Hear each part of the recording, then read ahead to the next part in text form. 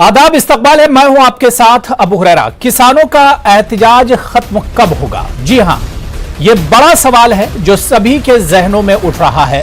किसानों के एहतजाज का आज 1 माह यानी 1 महीना मुकम्मल हो गया। किसान अपनी मांगों पर अड़े हुए हैं, तो दूसरी जानिब सरकार किसानों को मनाने की हर मुमकिन कोशिश कर रही है। आज वजीर आजम नरेंद्र मोदी ने किसान सम्मान निधि प्रोग्राम से खिताब किया और फिर कहा कि किसानों को गुमराह किया जा रहा है। ज़राए क़वानीन में किसानों के हक में है ये कानून। ज़राए कानून से किसानों को बेहतर ऑप्शन मिले हैं। वज़ीर आज़म नरेंद्र मोदी ने फिर कहा कि एमएसपी पर आज रिकॉर्ड कारोबार हो रहा है।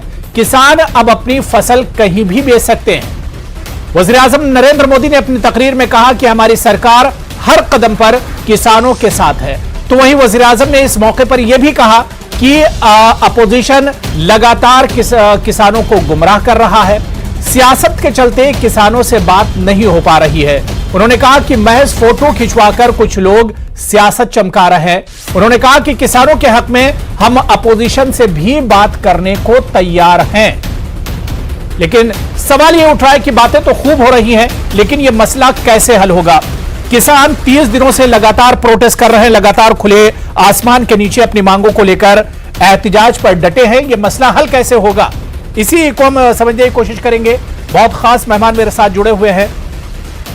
बहुत जल्दी अपने मेहमानों का आपसे तारुफ करा देता हूं। मेरे साथ बीजेपी के तर्जुमान राजू पांडे साहब जुड़े हुए हैं, पुनीत लकड़ा जी जो कि तर्जुमान है भारतीय किसान यूनियन के, राजकुमार भाटी साहब हैं, सीनियर लीडर हैं समाजवादी पार्टी के, और साधना भारती जी हैं मेरे साथ जो कि तर्जुमान हैं कांग्रेस की। सभी मेहमानों का बहुत इस्तकबाल है। मैं सबसे पहले राजकुमार भाटी साहब आपसे ही शुरुआत करना चाहूंगा।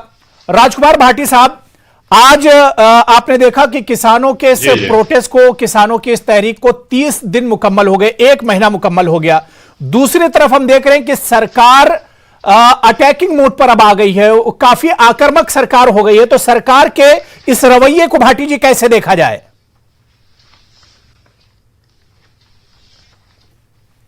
अबू भाई, सरकार और नागरिकों का रिश्ता पिता और पुत्र की तरह होता है। जैसे पिता परिवार का मुखिया होता है और बच्चे अगर कोई मांग करते हैं तो पहली बात तो पिता उन पर ध्यान देता है। अगर पिता ध्यान ना दे तो बच्चे कई बार नाराज हो जाते हैं कि मैं खाना नहीं खाऊंगा, मैं बात नहीं करूंगा आपसे, मैं जब तक मेरी मांग पूरी नहीं करोगे।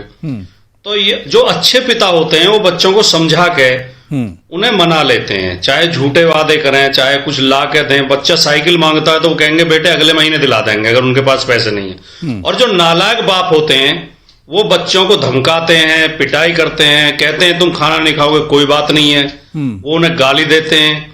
तो ये इस सरकार का रवैया नालायक बापों की तरह है। राजकुमार भाटी जी, सरकार बार बार ये बात कह रही है, आपने एक पिता और बेटे की बात की।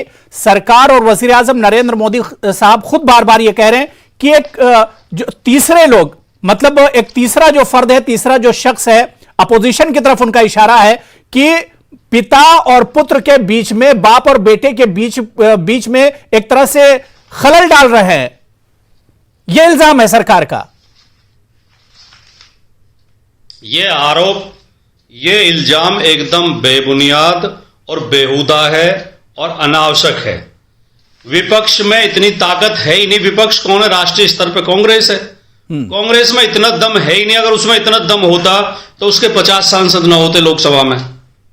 ये किसान शुद्ध किसान है, गैर राजनीतिक हैं, अपनी पीड़ा लेके बैठे हैं। देश का तमाम बौद्धिक वर्ग और जो जनवादी पत्रकार हैं, जो अच्छी पत्रकारिता करते हैं, वो सब किसानों के साथ है। ये सरकार झूठे आरोप, कभी कहती है चीन से पैसे आ रहे हैं, कभी कहती है पाकिस्तान से पैसे आ रहे हैं। पाकिस्तान के लोग खुद भूखे मर रहे हैं, उनके पास इतना पैसा कहां हो गया कि वो भारत में हर आंदोलन को फाइनेंस करते हैं। कोई भी बोले सड़क पे, कोई भी आंदोलन करे, उसी को देशद्रोही बता देते हैं, उसी को पाकिस्तान का एजेंट बता देते हैं। ये बहुत खतरनाक खेल मोदी जी खेल रहे हैं। इस देश में जो नफरत की खेती कर रहे हैं, ये भविष्य में जाके बहुत खतरनाक होगी। जो भी बोलता है उसी के खिलाफ नफरत फैलाते हैं, उन्हें देशद्रोही बताते, गद्दार बताते हैं, और फिर इनके मंत्री नारे लगवाते हैं गोली मारो गद्दारों को। तो ये गोलियां चलाना चाहते हैं इस देश में। मैं इस पर भाटी जी दूसरे लोगों को भी डिबेट में जोड़ लेता हूं। मैं पुनीत लकड़ा जी आपके पास आना चाहूंगा और उसके बाद मैं राजू पांडे जी, तीनों लोगों का रिएक्शन ले लूं, उसके बाद मैं आखिर में आपके पास आऊंगा। पुनीत लकड़ा जी, मेरा सवाल यही है कि वजीर आजम साहब ने आज फिर कहा और सरकार की तरफ से बार बार ये चीजें आ रही हैं कि किसानों के मसले पर सियासत हो रही है, किसानों को गुमराह किया जा रहा है।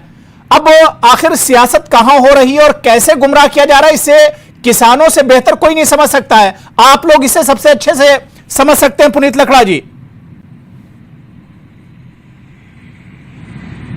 देखिए अबू जी, प्रधानमंत्री जी खुद से कह रहे हैं कि हम विपक्ष से भी बात करने को तैयार हैं और रैलियां कर रहे हैं, टीवी के माध्यम से अपनी बात किसानों तक पहुंचा रहे हैं, खर्चा कर रहे हैं। 6 राज्यों के किसानों से बात करने के एक नाटक सरकार की तरफ से किया जा रहा और शीत सत्र जो सरकार ने कैंसिल कर दिया है। तो बताइए वो किससे बात करना चाहते हैं। हर बार जब भी सरकार ने मीटिंग के लिए समय और तारीख मुकर्रर की है, किसान संगठन वहां मौजूद हुए हैं, लेकिन नतीजा कहां है? जहां से शुरू हुए थे वहीं पर सरकार एक तरफ कहती है हम मसला हल करना चाहते हैं, एक तरफ कहती है हमने पीछे हटना ही नहीं है। सरकार तो खुद ही हट लेकर बैठी है। सरकार देखिए, सरकार जनता के लिए है, जनता के अधिकारों को सुरक्षित रखने के लिए है, और सरकार यहाँ पर कह रही है कि हम पीछे हटेंगे ही नहीं, हम जनता को कुछ समझते ही नहीं है। कि खुद प्रधानमंत्री ऐसी बातें कर रही हैं और